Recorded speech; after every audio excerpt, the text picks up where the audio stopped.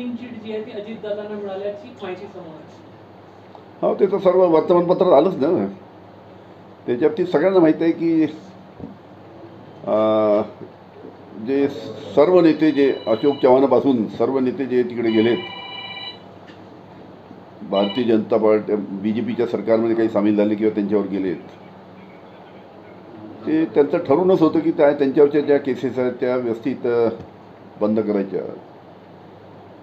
पण आता अण्णा हजारे साहेबांनी हा विषय उचललेला दिसतो. पाहू आता काय होतं. तू अण्णा हजारेंचाही अप्रोच जो आहे तो काही विशिष्ट प्रकरणासंदर्भात बोलतात. मला तर असं वाटतं की भारतीय जनता पार्टीतर्फेच हे सगळं षडयंत्र चालू असावं असं माझा अंदाज आहे की आपल्याकडे घ्यायचं, त्यांना परत कोणाला सरी सांगून परत त्यांच्या मागे ससेमिरा लावायचा, त्यांना बदनाम करायचं, असं एकेकाला राजकारणातून उठवण्याचा प्रयत्न त्यानिमित्तानं भारतीय जनता पार्टीचा दिसतो आहे. त्यांचं जे धोरण जे मला दिसतं की असं आहे की दूध देने वाली गाय जब तक दूध देती है तब तक उसको चारा खिलाते हैं, और जब दूध देने वाली गाय दूध देना बंद कर देती है तो उसको कसाई के पास भेजने की तैयारी चालू हो जाती है. उसी की तरह ही शायद हो रहा होगा, ऐसा मेरा अनुमान है. सुमित्रा पवार यांना राज्यसभेची उमेदवारी झाली, बिनविरोधच त्यांची निवड होईल हे स्पष्ट झालेलं आहे. त्यांनी पण असं म्हटलं आहे की केंद्रात मंत्रिपदासाठी संधी मिळाली तर आवडेल. ठीक आहे ना, असं काय त्यांचा अंतर्गत प्रश्न आहे.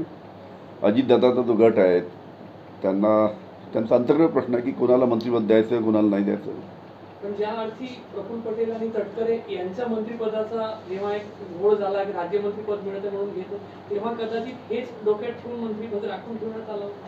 याचं उत्तर प्रफुल्ल पटेल साहेब आणि अजितदादा व्यवस्थित आपल्याला देऊ शकतील. आपल्याला वाटतं तसं नाही, तर त्यांच्या अंतर्गत याच्यात मी बोलणं योग्य नाही.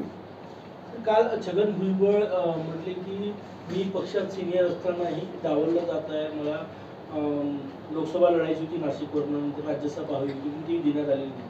मलाही आश्चर्य वाटतं की कारण की त्यांची पहिले तर लोकसभा लढायची छगन भुजबळ साहेबांची इच्छा होती, कारण की छगन भुजबळ साहेब वरिष्ठ नेते आहेत आणि त्यांना ग्रीन सिग्नल दिल्लीवरच मिळाला तर असं सुद्धा वर्तमानपत्रामध्ये आलं होतं. पण एकाएक त्यांना तिकीट नाकारलं नाशिकमधनं आणि त्याच वेळेस त्यांनी राज्यसभेमध्ये जायची सुद्धा त्यांची तयारी होती, पण त्यावेळेससुद्धा त्यांना राज्यसभा त्यावेळेस देण्यात आली नाही.